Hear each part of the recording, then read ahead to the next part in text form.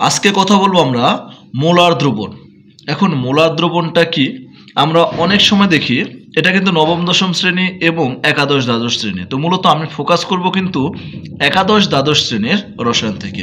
মূলত পরিমাণগত রসায়ন থেকে আমরা দেখতে পাবো কোনো দ্রবণের সামনে লেখা থাকবে 1m, 2m, 0.5m, 0.1m। তো বিষয়টা এই এম দ্বারা বোঝানো হচ্ছে যে মোলার দ্রবণের ঘনমাত্রাকে এম দ্বারা প্রকাশ করা হয়। তাহলে আমরা ফিরে যাব মোলার দ্রবণটা কি। মোলার দ্রবণ বোঝার জন্য আমি পুরোপুরি একটা বিষয়টা ক্লিয়ার করব।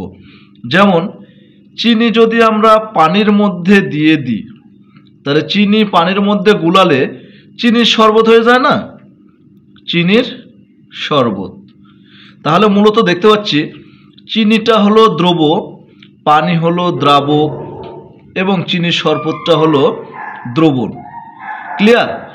এবার বিষয়টা হচ্ছে যে আমরা যদি একটা পাত্র নিই, এই পাত্রর মধ্যে 1000 মিলিলিটার বা 1 লিটার, একই কথা, 1 লিটার দ্রাবক মানে পানি নিলাম এবং এই পাত্রের মধ্যে 1000 মিলিলিটার বা 1 লিটার দ্রাবকের মধ্যে আমরা যে কোনো ব্যক্তি বস্তু, অর্থাৎ এটা যৌগের ক্ষেত্রে বলতেছি, যে রসায়নের যে কোনো যৌগকে যদি আমরা এই জায়গায় তার গ্রামাণবিক ভরে তার সম্পূর্ণ পরিমাণটা, অর্থাৎ 1 মোল পরিমাণ যদি দ্রবটা আমরা দ্রবীভূত করি, তাহলে তাকে বলা হবে মোলার দ্রবণ। অর্থাৎ মূল কথা হচ্ছে যদি আমরা নির্দিষ্ট তাপমাত্রায় 1000 মিলিলিটার বা 1 লিটার পানির মধ্যে আমরা 1 মোল পরিমাণ দ্রবীভূত করি, তাহলে তাকে বলবো আমরা মোলার দ্রবণ। আর সেই মোলার দ্রবণের ঘনমাত্রাকে বলা হয় মোলারিটি। ক্লিয়ার? তার মানে যে কোনো দ্রবণের সামনে যদি আমরা, অর্থাৎ কোনো 1m, 2m, 0.5m, 0.1m লেখা থাকে, তাহলে বুঝতে হবে সেটা একটা মোলার দ্রবণ। এই বিষয়টার জন্য আমরা একটু ক্লিয়ার করব এইভাবে, যে দেওয়া আছে 1m সোডিয়াম কার্বনেট দ্রবণ। তাহলে কি বুঝবো?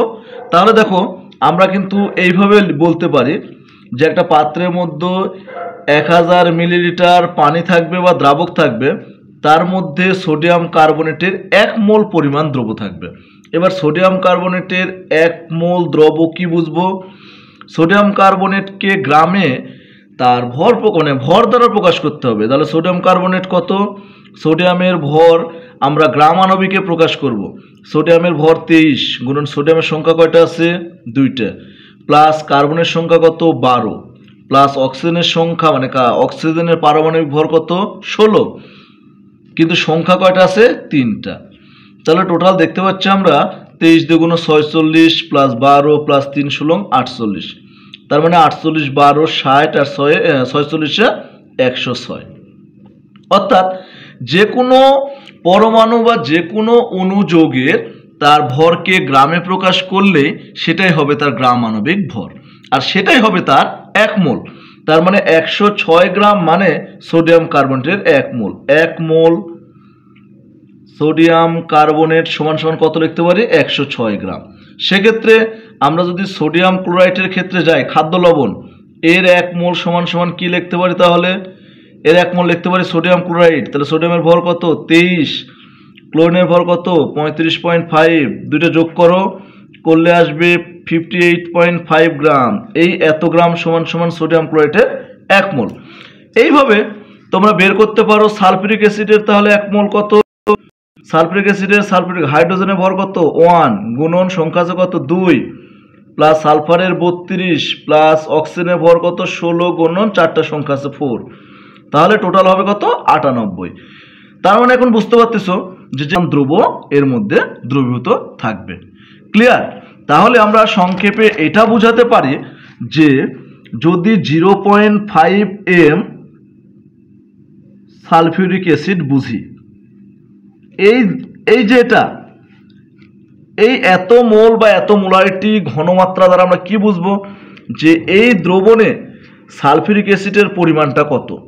আমরা খুব সহজে বুঝবো সেমি মোলার সেমি মোলার মানে কি, আমরা সেমিফাইনাল বলি না, মানে ফাইনালের আগের স্টেপ। তার মানে 0.5 সালফিউরিক অ্যাসিড এই জন্য বের করতে চাই 0.5 m, অর্থাৎ এই দ্রবণের মাত্রা হলো 0.5 m।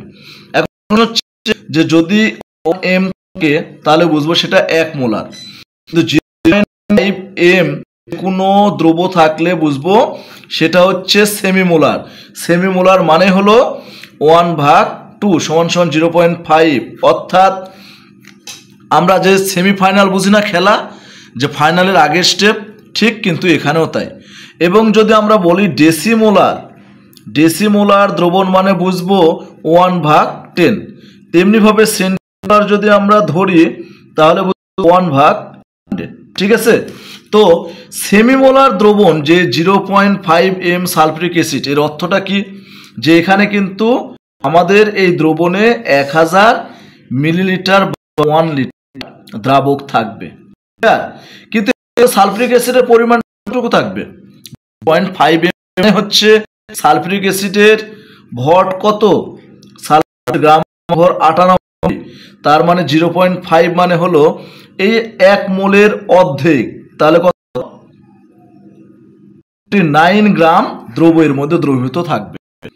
যদি আমরা ডেসিমোলারের ক্ষেত্রে যাই, ডেসিমোলার অর্থাৎ 0.1 সালফিউরিক অ্যাসিড, সেক্ষেত্রে কিভাবে বুঝবো, সেক্ষেত্রে আমরা মনে করব পানির পরিমাণ থাকবে বা দ্রাবকের পরিমাণ থাকবে 1000 মিলিলিটার, আর এখানে 0.1 m মানে কি বলছিলাম 1/10 ডেসিমোলার, ডেসিমোলার তার মানে সালফিউরিক অ্যাসিডের গ্রাম আণবিক ভরটার 10/1 এর মধ্যে দ্রবীভূত থাকবে। তার মানে সালফিউরিক অ্যাসিডের কত 98, তাকে 10 দ্বারা তোমরা ভাগ করো তাহলে কত আসে 9.8 গ্রাম, অর্থাৎ 10/1 দ্রবের মধ্যে থাকবে, অর্থাৎ এর মধ্যে 9.8 সালফিউরিক অ্যাসিড থাকবে। এটাকে আমরা কিন্তু অন্যভাবে প্রকাশ করতে পারবো একটা সূত্র দ্বারা, সেটা হলো W = MVS / 1। এক্ষেত্রে ডাব্লুটা হলো দ্রবের ভর, দ্রবের ভর, এটা হলো দ্রবের আণবিক ভর, আণবিক ভর, এটা হলো মানে আয়তন, ওই দ্রবণের আয়তন, এসটা হলো ঘনমাত্রা। ক্লিয়ার, এখানে আমরা বের করব কি এম আণবিক ভর, সালফিউরিক অ্যাসিডের আণবিক ভর কত 98 গুণন ভিটা কত আয়তন, এই দ্রবণের আয়তন কত 1000 মিলিলিটার, গুণন এসটা হলো ঘনমাত্রা, ঘনমাত্রা কত 0.1 ডিভাইডেড বাই 1000, 1000 কেটে যায়, 98 গুণন 0.1 গুণ করলে আসবে 9.8 গ্রাম, একই কথা। তাহলে যে দ্রবণের ঘনমাত্রা বিষয় আসলে আমরা কিন্তু এইভাবে বের করতে পারি, যেমন 0.5 m সোডিয়াম, যেমন 0.5 m সোডিয়াম ক্লোরাইড, এই ধরনের অঙ্ক দেখলে তোমরা এই সূত্রটা বুঝিয়ে দিবা যে W = MVS / 1000। এখানে এমটা কি দ্রবের আণবিক ভর, এখানে দ্রবটা কি সোডিয়াম ক্লোরাইড, সোডিয়াম ক্লোরাইড আণবিক ভর কত আমরা বের করলাম, কিন্তু সোডিয়াম ক্লোরাইড 23 প্লাস ক্লোরাইড হলো 35.5, মানে 58.5, এখানে বসাও 58.5 গুণন ভিটা কি আয়তন, এখানে তো কোনো আয়তন দেওয়া নাই, আয়তন দেওয়া না থাকলে আমরা বসিয়ে দেব 1000 গুণন এসটা ঘনমাত্রা, ঘনমাত্রা 0.5, তাহলে থাকবে কত 1000, এটা কেটে দাও, তাহলে 58.5 গুণন 0.5 গুণ করলে হবে কত, যেহেতু সেমিমোলার, সোডিয়াম ক্লোরাইডের সেমিমোলার আমরা জানি 29.25, এখানে হবে 29.25। তাহলে যে কোনো দ্রবণ ঘনমাত্রা অঙ্ক যদি আসে তাহলে আমরা খুব সহজেই কিন্তু এই সূত্রের মাধ্যমে আমরা দ্রবণের ঘনমাত্রা বের করতে পারি। ক্লিয়ার, তো যদি কারো কোনো দ্রবণ ঘটিত অঙ্ক নিয়ে সমস্যা হয় তাহলে তোমরা অবশ্যই আমাকে কমেন্টের মাধ্যমে জানিয়ে দিবে, আমি সেটা সমাধান করে দেওয়ার চেষ্টা করব। ওকে।